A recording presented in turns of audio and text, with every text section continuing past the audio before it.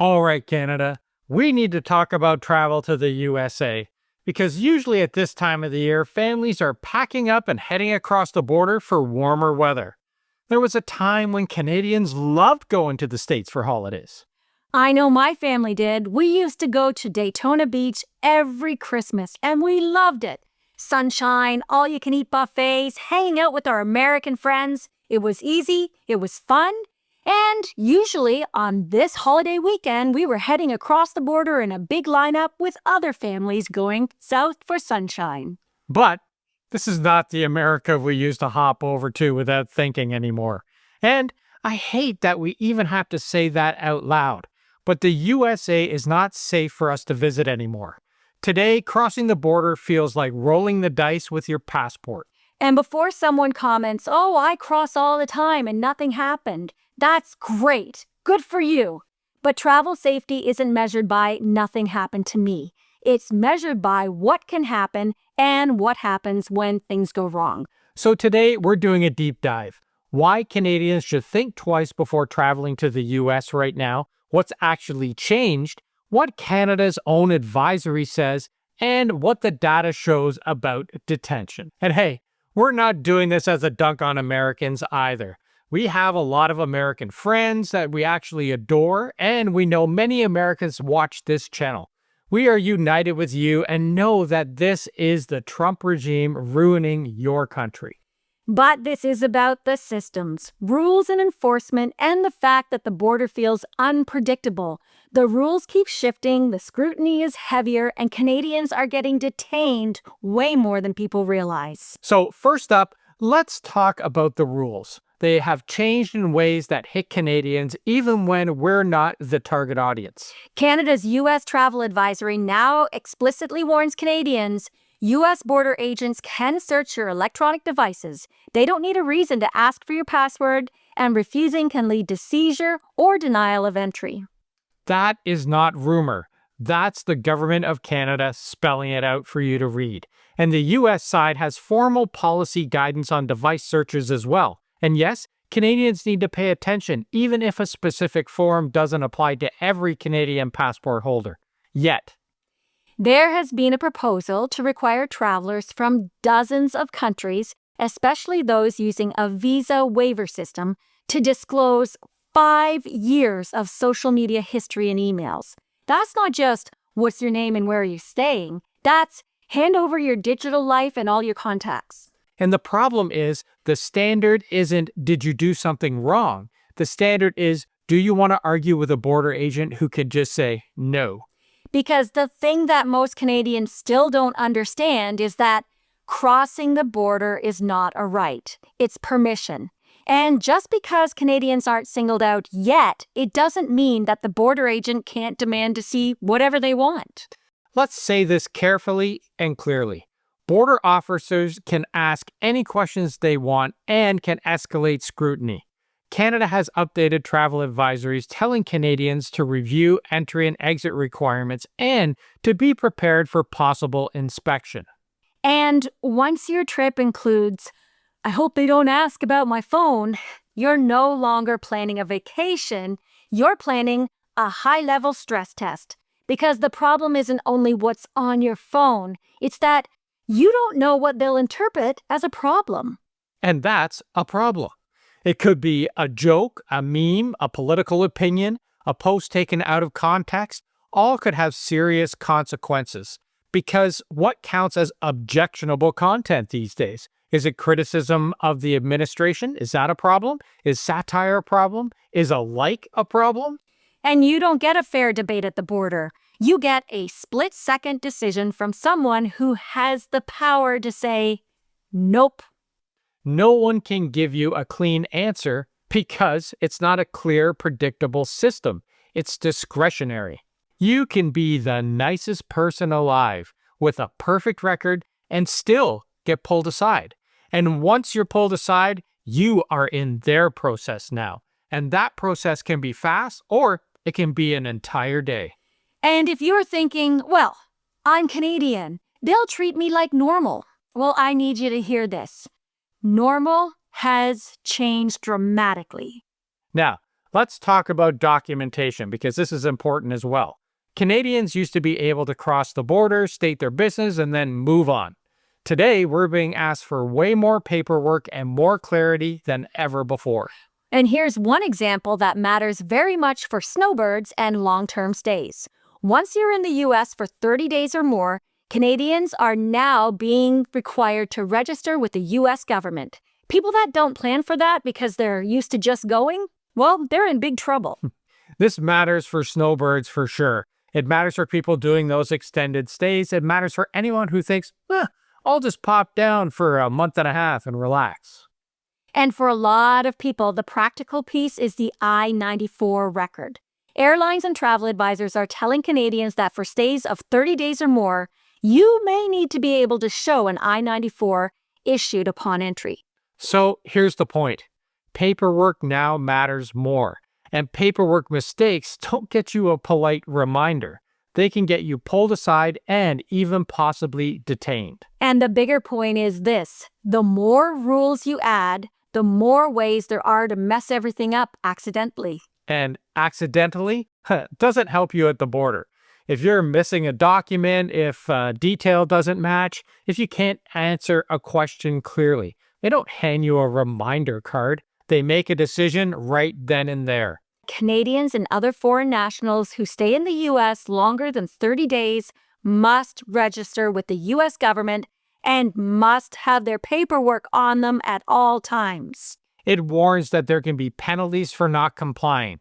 It could be a long stay snowbird missing proof when stopped, and depending on the mood of the ICE agent, could spell trouble, detainment, or eviction. So if you're a snowbird, the smart move is boring but effective.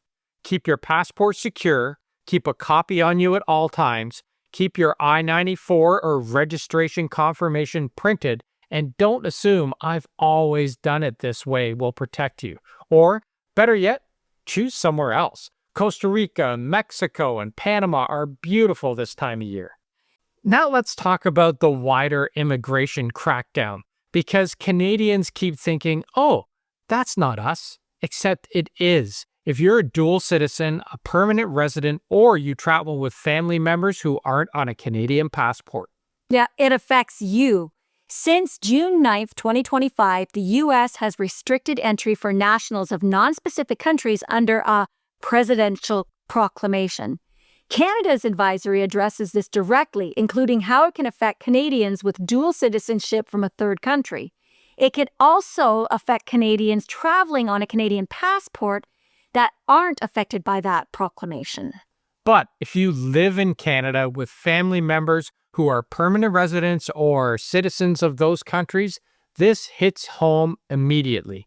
Because households in Canada are often mixed. That's what makes Canada amazing, right? Our multiculturalism. A Canadian citizen, a permanent resident spouse, a kid with a dual citizenship, grandparents could all be visiting on a different passport. And those families, they travel together. So even if you personally aren't required to submit that exact information, your family might be. And the uncertainty that follows affects everyone's travel decisions. Plus, this kind of policy shapes the overall border culture. Once the government leans into aggressive screening, it spreads into everything. And soon, it could spread into Canadians. Trump has a long history of sweeping restrictions targeting specific countries and changing his mind. It's part of the pattern of how his administration governs. And when restrictions expand, they don't just hurt the people on a list, they create fear and confusion for everyone around them. And that brings us to another complication that people don't often expect: travel history.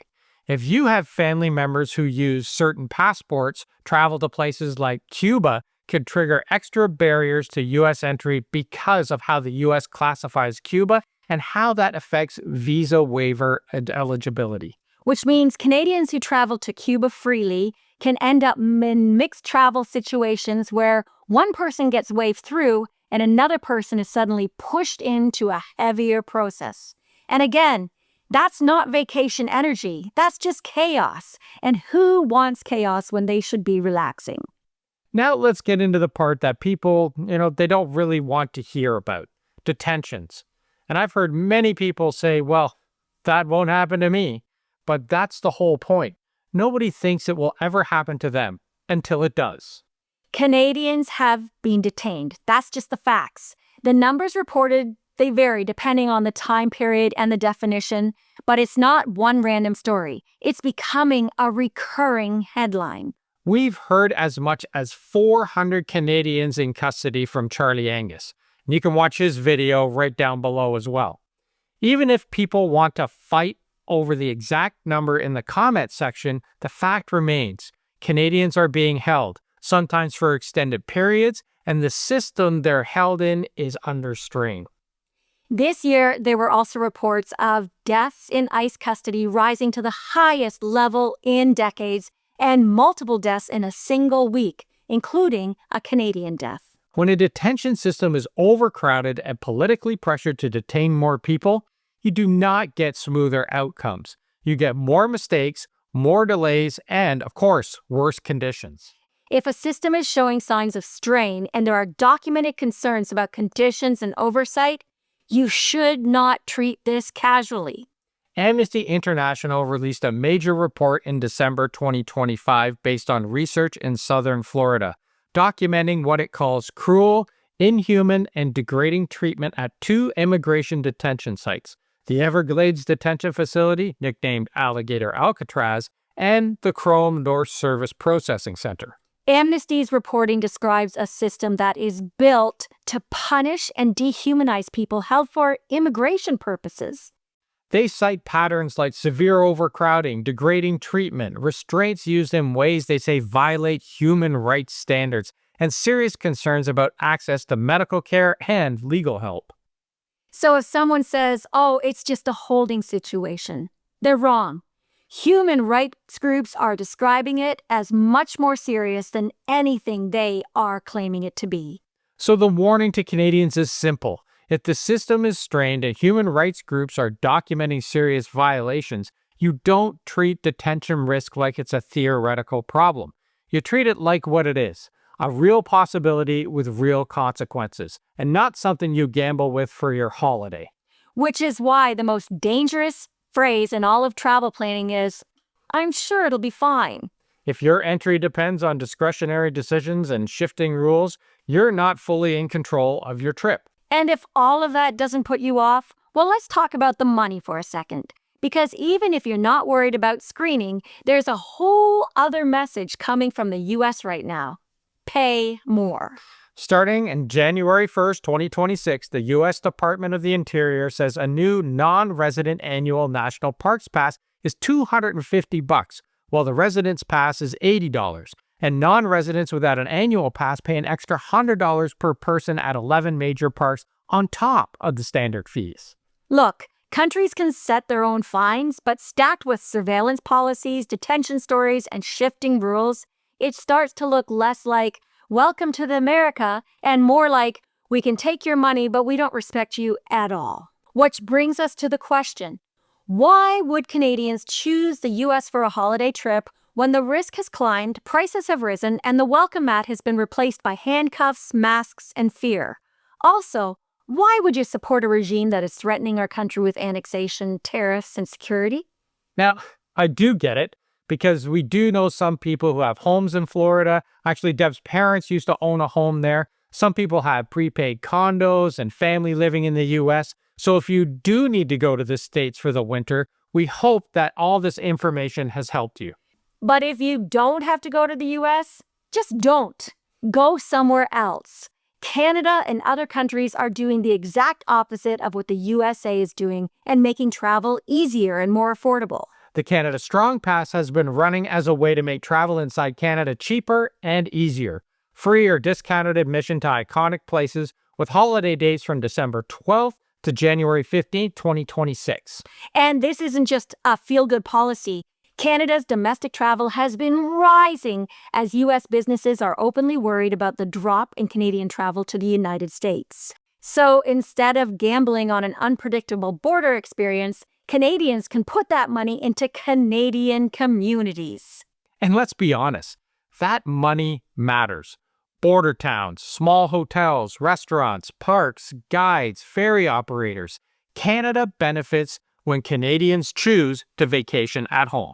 And listen, a lot of mega Americans will say we're not making an impact. But the truth is, we are.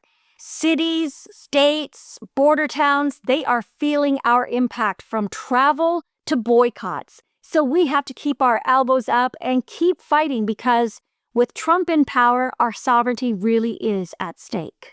Which brings us to the point. Our travel dollars are our choice. And right now, Canada is making it easier to spend them here or elsewhere in the world. We have an entire travel channel showcasing our experiences from 130 countries that we've visited. We're updating it every week, and you can check it out in the links below. And if you found all of this useful, subscribe, like, share, and yes, hit the bell so you actually see our next video. And if you want to support the channel, consider becoming a member of the A-Team or subscribe to our Substack. All the links are below. So stay safe, spend smart, and don't let anyone shame you into taking a risk you don't have to take. And let us know in the comments below, are you staying home for the winter? Are you going somewhere else? Have your travel plans changed? We want to hear from you. Thanks for watching, everyone, and we'll see you tomorrow. Ciao for now.